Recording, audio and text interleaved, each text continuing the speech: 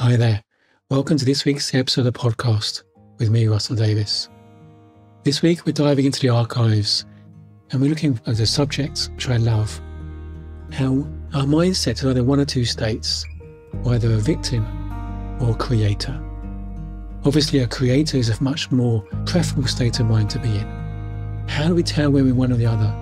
How can we be more creator and less victim? Well, let's dive in and find out.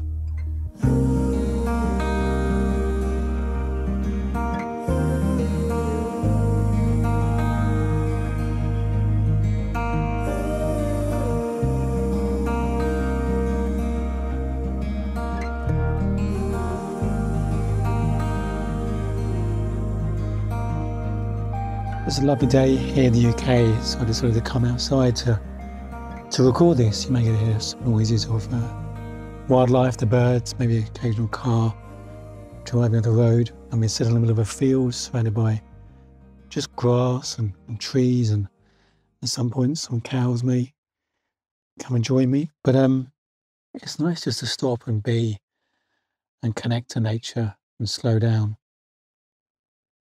And when I reflect on life, I can see so many years of my life were spent trying to create the structure I thought I needed to be happy, the foundation to build my life upon, the building blocks, whether it was the qualifications, the career, the salary, the income, the house, the car, the wife, the building blocks I thought I needed, or maybe expected. Maybe I just expected life to go in that direction.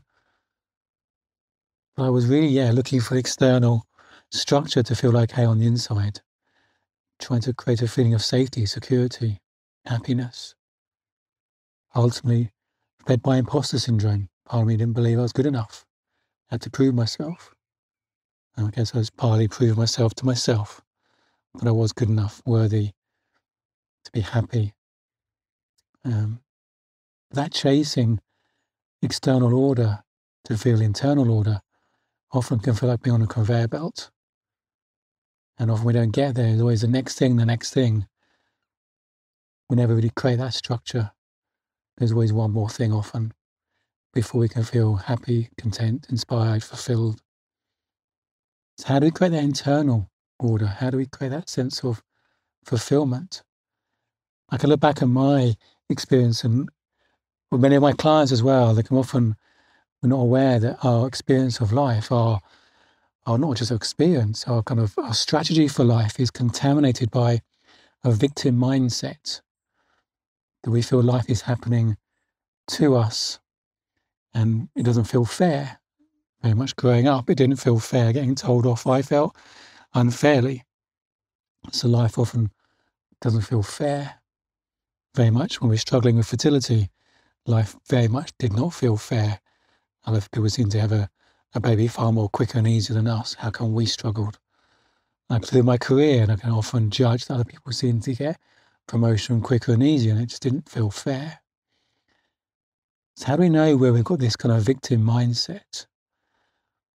Well, the victim mindset often creates a sense of resentment and anger and grief. And we have a choice. We don't realize it at any moment in time. Our mind is either in a victim kind of mindset or a creator mindset. I truly believe we're creative beings. We come into the world creative being. Our babies and toddlers just have a sense of possibility, curiosity around life. They create all sorts of amazing things. They learn to walk, learn to talk, and do all sorts of things without any external motivation. We're creative beings. I don't believe we're designed to sit still and do nothing. We always want to be creating something. When we get caught into the victim mentality, we lose that connection to our true self. We're chasing a feeling through external circumstances. And we can look at our language, often points to whether we're in a victim or creator mindset. A victim will see life as a series of problems that they have to endure, overcome. A creator will say, what can I create today? Life is an energy to use, to create. It's a resource. It works with us. Even when there's problems, A creator will say, well, how can I fix this? What can I create from this? What can I do? A victim will say, how do I get through this problem? Who do I blame? Or a victim may even say there shouldn't be problems. A creator sometimes expects problems. That's life. Life's a contact sport. What can I create from this? Imagine being in the office, not being in the office so much nowadays, but imagine being in the office and say the photocopier breaks down. I guess nowadays a photocopier is not such a important bit of office equipment now in a digital age, but in the days of the photocopy, the printer were very much well used in the office. Like in my early career, it's very easy to get frustrated and be a victim and blame, who left it like this, who didn't refill it. Well, okay, what can I do about this? What can I do to fix this? So the creator mentality has a sense of possibility, and the victim mentality looks for blame. When it comes to commitment, the victim mentality almost waits for the right feeling before they commit. I don't feel like committing. Creator mindset chooses. Commitment is a choice. They know a feeling is just a thought, it's imagination, it's thinking, it's not their true self. Then a commitment is a choice, not a feeling. When it comes to happiness, a creator looks from the inside out. A creator says, happiness is an inside job. They're not reliant on external circumstances to make them happy. Well, in the victim mentality, we're looking for the external circumstances. We work really hard to try and create those circumstances, but often it doesn't happen. We're looking in the wrong place for happiness, well-being, security. And this kind of victim-creator mindset happens at the level of being. It's not what we do. It impacts what we do. What we do is as a result of it. But it's who we see ourselves at the state of being level. And then when we look at the state of being, that's when we start to have more, leverage in changing our experience of life. If you see someone doing something you'd love to be able to do, maybe, running a marathon, and you wish you could run a marathon, you think, well, how do I do what they did? Well, the first question to explore is, who are they being?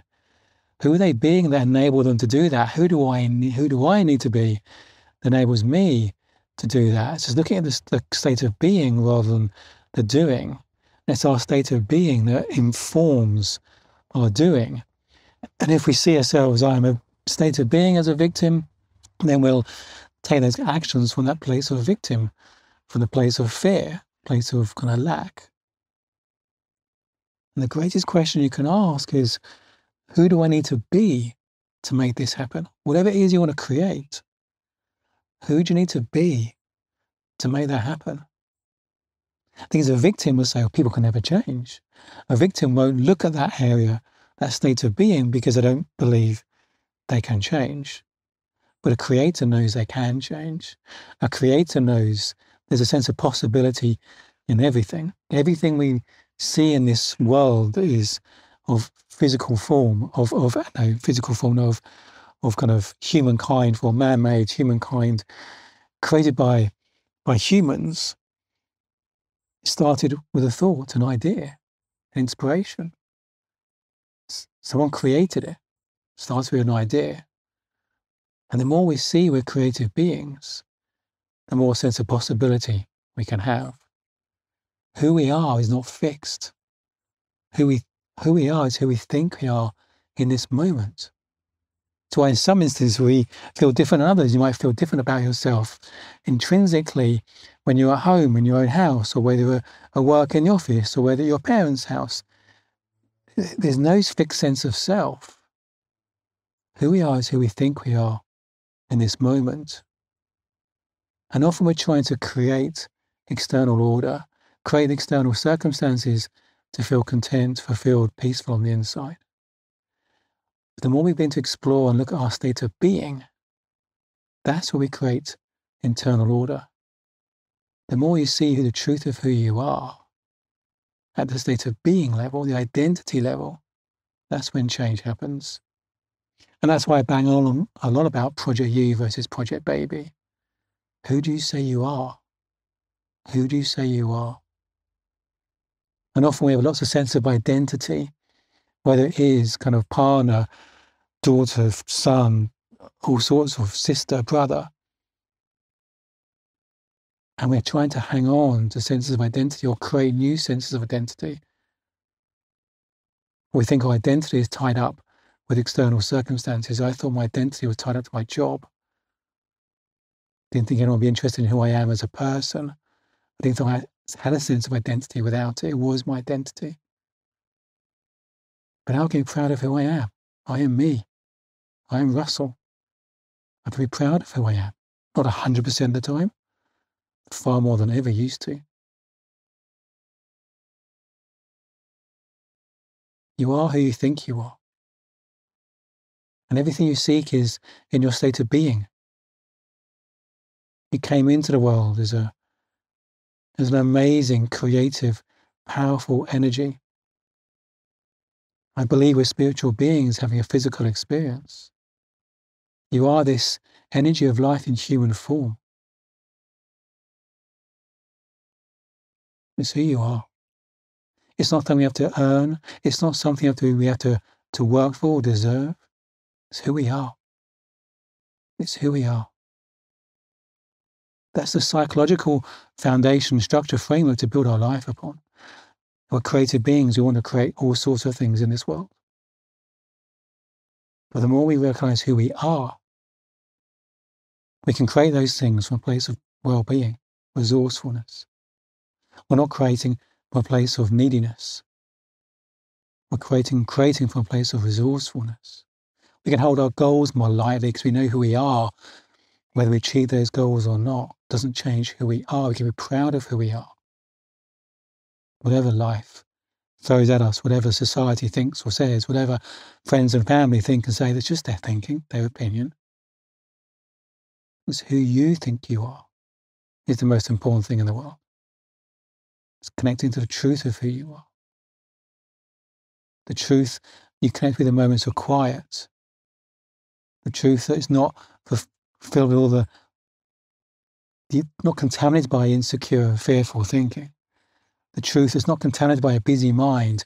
The truth is not contaminated by strong emotions, which is telling us we're no longer connected to our truth.